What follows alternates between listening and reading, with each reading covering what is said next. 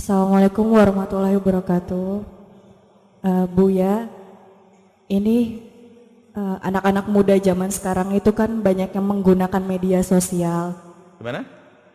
Anak-anak muda zaman sekarang itu kan banyak yang menggunakan media sosial.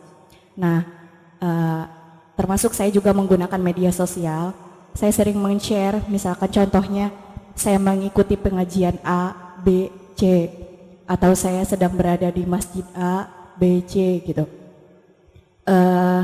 Yang ingin saya tanyakan, tujuan saya itu maksudnya baik, agar media sosial saya itu digunakan bermanfaat untuk hal-hal positif dan mengajak agar saudara-saudara saya sama-sama berhijrah gitu Bu ya. Tapi bagaimana caranya kita menyikapi orang yang beranggapan bahwa hal-hal yang kita share di media sosial itu adalah ria gitu Bu ya. Bagaimana cara menyikapinya gitu. Baik, wassalamualaikum warahmatullahi wabarakatuh. Kemudian setelah itu, masalah dikatakan orang riak dan sebagainya, ini adalah masalah hati. Orang tidak boleh takut dikatakan riak. Paling enak tuh kalau kita dikatakan riak itu. Seharusnya orang itu, termasuk tadi urusan share tadi. Kalau Anda sholat dikatakan oleh orang riak itu ujian. Kalau Anda sudah bisa bertahan dikatakan riak, Anda sudah ikhlas. Ikhlas kan urusan ibadah Allah, bukan urusan manusia. Kadang-kadang dibilang riak saja sudah panas. Kurang ajar saya dibilang riak. Ente sudah riak begitu, dibilang riak gitu saja sudah pusing. Nah ini termasuk yang urusan share-share tadi. Orang ngomong riak itu nggak penting. Ngomong riak itu yang ngurus bukan ente, Allah yang mengatakan orang itu ikhlas tidak ikhlas itu Allah. Manusia nggak tahu. Kelihatannya si ikhlas belum tentu ikhlas. Dan kelihatannya adalah riak belum tentu riak. Sebab yang tahu hanya Allah. Nah ini tadi. Jadi Anda tidak usah peduli masalah ini apa kata orang nih. Kalau sudah mikir katanya orang itu nanti saya dibilang riak. Oh, hanya pengen takut dibilang riak ente. Jadi takut dibilang riak itu hakikat riak. Kok takut dibilang riak? Berarti pengen dibilang oh ini orang ikhlas. Iya, ikhlas. Bukan itu. Kemudian urusan share, Anda tanggung jawab di hadapan Allah. Kalau Anda ingin memindahkan satu ilmu ke orang lain, Anda harus tahu. Kami itu paling hati-hati. Kalau ada sebuah ilmu kok membawa nama yang membawa bid'ah, saya tidak akan tulis itu. Maka jangan mentang-mentang itu kalimat baik lalu Anda share lagi ke tempat lain. Siapa dulu ini pembawanya, dari mana sumbernya, dan siapa yang menerbitkannya? Takut kita mengantarkan orang ke sana. Share video, share apapun harus Anda tahu ini siapa, isinya apa, dan orang mana. Bukan hanya sekedar baik lalu Anda berikan ke orang lain, tidak begitu caranya. Ilmu itu harus jelas. Mungkin itu kalimat baik. Ternyata di situ ada menitipkan alamat. Ada web yang harus dikunjungi. Akhirnya penasaran kunjung, tak taunya di situ banyak. Kalau orang menjerumuskan itu selamanya dengan bahasa lembut. Jadi tidak semua kebaikan yang dihadirkan itu tujuannya baik. Lah kalau orang nipu itu kan pakai manis-manis dulu, baik-baik dulu. Makanya ada sanad ilmu tuh. Web pun jangan Anda kunjung asal web. Udah sekarang zaman rusak itu. Ustadz Google lebih dikagumi daripada Ustadz di masjid itu. Kalau punya masalah tidak ke kiai, langsung ke Mbah Google. Permasalahan ini Mbah Google. Sama Ustadz Yahoo. Habislah semuanya Ustadz nenek.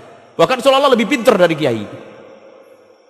Boleh Anda masuki web-web moke atau web situs tertentu. Anda bisa masuk tapi sudah jelas ini milik siapa. Dan Anda kalau mendapatkan kiriman, kalau itu baik untuk Anda simpan. Tapi Anda tidak boleh menyebarkan kecuali tahu betul ini milik siapa dan tujuannya seperti apa. Dan Anda amanat di hadapan Allah Subhanahu wa taala. Dan perlu Anda baca dulu, ada seorang sudah share. Tidak pernah dengar, tidak pernah baca, hanya pengen biar dibilang aktif dalam dakwah. Enggak pernah dibaca itu ada, tapi Anda insya Allah membaca ini. Ada orang nerima, kirim sana kirim. Jadi untuk nge-share sendiri Anda harus hati-hati ini milik siapa, akidahnya benar atau tidak. Kemudian Anda baca dulu, Anda dengar dulu, karena berbahaya sekali ini. Sangat mudah Anda sebarkan sekali bisa menjadi sejuta manusia yang dengarkannya. Baik, adapun nanti setelah Anda kok ngirim kebaikan-kebaikan kok dibilang riak, ya tadi kaidahnya jangan takut dibilang riak saja sudah murung. Mana nih, khawatir kita sudah tidak ikhlas lagi. Enteng kalau dibilang riak. Dibilang riak itu enteng. Orang dibilang riak jangan susah. Orang tidak ada yang tahu kalau orang itu ria. Seperti halnya orang tidak tahu kalau ikhlas. Bahkan ikhlas kalau diucapkan di dia tidak ikhlas lagi. Saya itu ikhlas. Oh enggak. Ikhlas itu hanya karena Allah. Ngapain kamu kasih tahu saya kalau kamu ikhlas? Sehingga kalau orang sudah ngomong ikhlas, nggak ikhlas lagi, gugur keikhlasannya sudah. Saya itu ikhlas lillahi ta'ala. Cuman kok, nah ada cumanya. Atau sebaliknya dibilang ria, alhamdulillah. Saya dibilang ria ini ditutup berarti. Ketulusanku ditutup, alhamdulillah. Jadi amalku ditutup. Kalau orang dibilang riak, bersyukurlah. Tanda kalau anda ikhlas, di saat dibilang riak anda tenteram. Tapi kalau anda guna, gimana aja bilang riak, oh sudah langsung anda tidak ikhlas. Paling tidak ikhlasnya manusia. Siapapun kalau dibilang riak saya sudah gundah. Ya sudah tidak tak kirimi lagi. Sudah saya niatnya baik loh. Assalamualaikum. Wah sudah marah ini sudah. Ini tidak ikhlas ini. Kalau anda dibilang riak, alhamdulillah, terima kasih, syukron. Kamu mengingatkan saya, semoga saya bisa lebih baik lagi. Besok tapi jangan khawatir, tetap besok saya kirimi. Kamu kirim-kirim si riak. Oh iya, namaku ganti si riak, bukan si riak, namaku si Aisyah, gitu aja. Nyantai aja sudah.